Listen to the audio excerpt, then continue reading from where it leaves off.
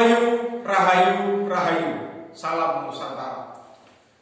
Kesempatan ini saya akan mengulas tentang bahagia dengan ajaran Jawa. Kalau kita bicara ajaran Jawa atau kejawen itu ada dua hal yang harus dimengerti.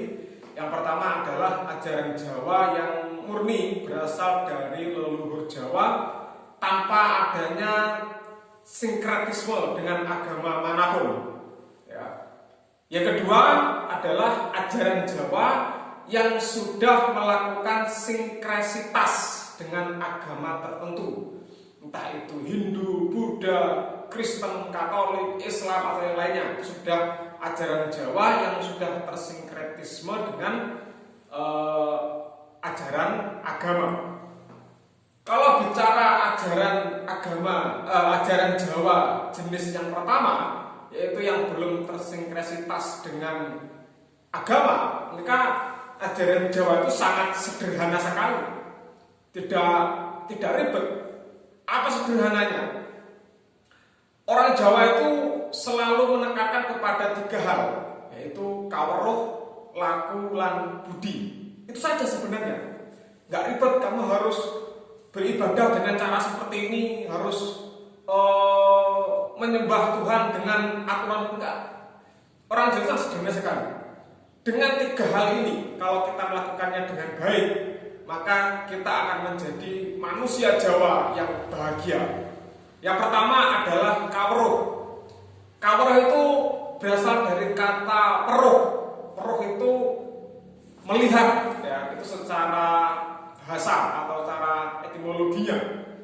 Terminologinya, kaweruh itu adalah pengetahuan yang didapat dengan cara belajar. Itu kaweruh. Maka orang yang kaweruh itu adalah orang yang tahu tentang apa? Tentang apa yang dia pelajari. Dari mana? Dari manapun. Dari seorang guru, dari pengalaman dia, dari membaca buku, dari manapun. Orang harus berpengetahuan dan belajar. Nah, ketika orang itu sudah punya kaweruh, sudah punya pengetahuan, maka langkah keduanya adalah harus laku. Laku itu artinya tindak, perbuatan. Orang yang sudah punya pengetahuan harus bertindak sesuai pengetahuannya. Orang yang sudah punya kaweruh harus berlaku dengan kaweruhnya. Orang yang tidak punya kaweruh, tidak punya pengetahuan, maka lakunya dipastikan akan jauh dari kebijakan. Contohnya, ya misalnya di Jawa itu dalam hal komunikasi itu tidak sama antara anak muda dengan orang tua atau antar sesama yang umurnya sama, anak muda dengan anak muda.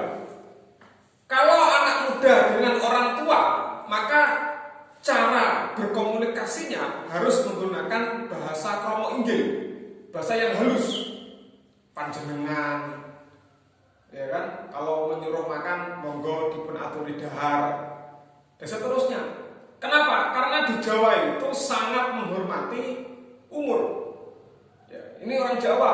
Nah, orang kalau tidak punya kaweruh, maka kalau dia bicara dengan orang yang lebih tua, ya sembarangan, ngawur. Ya, manggil panjenengan menjadi kowe. Kowe itu bahasa yang kasar, itu kowe. Nah, ini yang harus kita pahami. Nah, sesama anak muda kita bisa bebas, sampeyan, ya kan?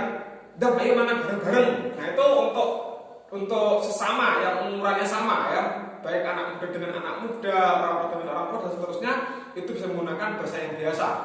Nah, ini contoh yang pertama.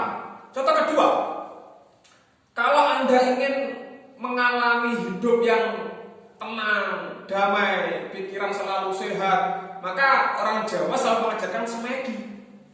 Iya, semedi. Nah, Anda tidak mungkin melakukan semedi kalau tidak tahu tata cara semedi yang baik. Maka Anda mencari guru, belajar bagaimana semedi yang baik, bagaimana semedi yang bisa mencerahkan jiwa, bagaimana semedi yang bisa mencerahkan pikiran, bagaimana semedi yang menyehatkan. Setelah Anda punya kaweruh, punya pengetahuan, baru Anda bertindak. Mengapa begitu? Kalau Anda melakukan sesuatu tanpa ada pengetahuannya, tanpa kaweruh, maka Anda sama saja datang ke hutan belantara tanpa membawa kompas, tersesat. Nah, ini yang dijadikan pedoman itu di situ. Jangan sampai Anda tersesat di hutan belantara, karena hidup di dunia ini bukan hutan belantara. Sebelum kita masuk hutan, kita harus punya pengetahuan, baik dari peta, membawa kompas, bertanya-tanya dengan pemandu, guide, seterusnya, baru masuk hutan. Pun sama, ketika Anda ingin berbuat sesuatu di muka bumi ini, Anda ingin bertindak di muka bumi ini, Anda punya pengetahuannya. Dari mana? Dari guru, dari pengalaman, dari teman-teman Anda, dari membaca buku dan seterusnya. Yang kedua. Yang ketiga, orang Jawa itu menekankan yang namanya budi, etika, atau moral. Karena orang itu setinggi apapun ilmunya, sebanyak apapun kaweruhnya, tapi kalau tidak punya budi, maka ya dianggap tidak baik. Kalau anak muda jalan di depan orang tua, maka dia mengucapkan amit, nuwun sewu, badhe nurut lampah. Itu tindak tanduk. Kalau mau bertanya, maka orang Jawa itu selalu minta maaf duluan. Ngapunten, badhe tangklet. Itu orang Jawa. Bukan dengan bahasa-bahasa yang kasar. Maka tiga hal ini itulah yang menjadikan orang Jawa itu sebenarnya harus bahagia. Kalau orang Jawa ingin kaya, maka harus kawruh dulu. Tahu bagaimana cara bekerja yang baik, bagaimana cara belajar yang tepat dalam dunia sekarang ini. Setelah punya pengetahuan tentang bekerja atau berbisnis, maka orang harus berlaku, bertindak sesuai pengetahuannya. Nanti di dalam pertindakan itulah dia akan punya pengalaman. Dan yang terakhir ada budi. Maka di dalam bekerja, di dalam berbisnis, jangan sembarangan, jangan menipu. Anda harus jujur, Anda menjadi orang yang baik, tidak melakukan tipu muslihat. Itu budi. Maka kalau kita bicara ajaran Jawa itu membahagiakan sekali, karena sangat sederhana. Kawruh, laku lan budi. Lalu kalau ada tambahan, misalnya ada pertanyaan, bagaimana cara orang Jawa itu menembah kepada Tuhan, kepada Gusti Yang Widi? Maka orang Jawa itu melakukan namanya manekung. Manekung itu menembah di dalam keheningan. Dengan cara apa? Semedi. Maka semedi itu kalau dilakukan rutin, maka manusia itu menjadi sehat, baik jiwa, fisik, dan pikiran. Orang yang rajin semedi dengan ajak, dengan konsisten, maka dia akan menjadi orang yang bahagia. Mengapa demikian? Karena dia bisa memanage dirinya dengan baik. Maka kalau kita lihat orang-orang Jawa yang tulen melaksanakan ajaran Jawa, dia enjoy masyarakat hidup ini, tidak ribet. Karena apa? Karena setiap hari mereka rutin semedi. Setiap hari mereka selalu tenang pikirannya. Tenang dalam arti setiap masalah itu tidak menjadikan beban di dalam berpikir. Itulah ajaran Jawa. Dan di Jawa ini banyak sekali aliran-alirannya, banyak sekali organisasi-organisasi tentang kejawen. Maka Anda bisa masuk ke dalam salah satunya, Anda telaah, Anda teliti, jika Anda cocok, Anda bisa melanjutkan dengan baik. Ya, kita nggak perlu terlalu terkekang atau terbatasi oleh kelompok atau sekte-sekte kita yang ada di Jawa ini. Ya, jadi manusia Jawa itu pada dasarnya tidak mengenal organisasi, tidak mengenal sekte. Selama Anda mau open-minded, terbuka pikirannya, open soul, terbuka jiwanya, dan Anda bisa belajar dengan baik, maka Anda akan bahagia menjadi manusia Jawa dan bahagia dengan ajaran Jawa. Nah, salah satu ajaran Jawa yang betul-betul bisa membahagiakan adalah melakukan semedi home. Anda bisa ketemu saya ya di Padepokan Megalamat ini. Bagaimana semedi home itu? Sederhana sekali. Anda hanya bersedekap, ya, bisa bersila, ya. Lalu Anda pejamkan mata Anda, atur napas dengan baik. Lalu untuk pemula pertama-tama fokuskan kepada keluar masuknya nafas lewat hidung. Nah, saat merasa masuknya nafas lewat hidung itulah di dalam jiwa kita, di dalam batin kita, kita melantunkan mantra ilahiyah yaitu Om. Menarik nafas dengan Om. Menghembuskan nafas juga menggunakan Om. Tapi dalam hati.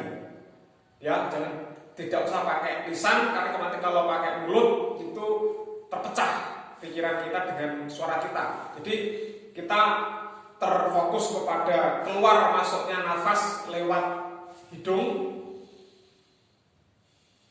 senatural mungkin, tapi di dalam batin kita mengucapkan Om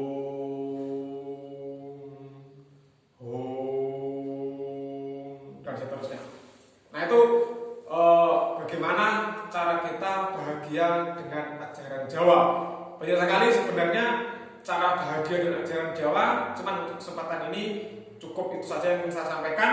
Kita nanti Anda bisa menuliskan di kolom komentar, nanti beberapa saya jawab baik berupa tulisan ataupun video ulang. Ya, bisa bikin video lagi untuk menjawab beberapa pertanyaan yang penting tentang ajaran Jawa. Nah, kita sebagai manusia Jawa harus mengembalikan ajaran Jawa dengan baik. Ya. Kita sebagai manusia Jawa hari ini harus menjalankan ajaran Jawa. Siapapun yang cinta budaya, maka dia harus menjalankan ajaran Jawa. Budaya tanpa menjalankan ajaran leluhur itu hanya euforia belaka, semu, fata morgana. Mengapa demikian? Karena budaya itu lahir dari sebuah ajaran. Contohnya adalah petik pari atau mentek pari. Mentek pari itu adalah ajaran Jawa. Dari mana? Dari rasa syukur kepada Yang Widi. Karena ajaran ini sudah bercampur atau tersinkretis dengan ajaran Hindu, yaitu terutama Waisnawa, maka setiap mentek pari itu ada mantra yang ditujukan kepada Dewi Sri, itu Dewi Kesuburan atau Dewi Padi. Gak masalah, tidak apa-apa. Ya, jadi tetapi asal muasalnya dari ajaran, yaitu rasa bersyukur kepada Tuhan sebelum panen, maka diadakan yang namanya selamatan yang dipimpin oleh seorang tokoh, baik itu pandita, dukun, resi atau yang lainnya. Nah, diharapkan nanti panennya itu menjadi lancar, hasil dari panennya itu membawa keberkahan, kita bisa berbagi dan tidak ada yang mengganggu, baik itu hama atau yang lainnya, dan nanti dilanjutkan dengan penanaman padi tahap berikutnya, seterusnya. Jadi setiap budaya itu lahir dari ajaran Jawa. Maka dari situ mari kita melaksanakan ajaran leluhur Jawa dengan baik. Kita kembali ke ajaran Jawa, kita kembali ke budaya Jawa, kita kembali kepada falsafah Jawa, kita kembali kepada pengetahuan Jawa, sehingga terjadi manusia Jawa yang berbahagia. Terima kasih. Sekian. Rahayu, rahayu, rahayu. Salam Nusantara.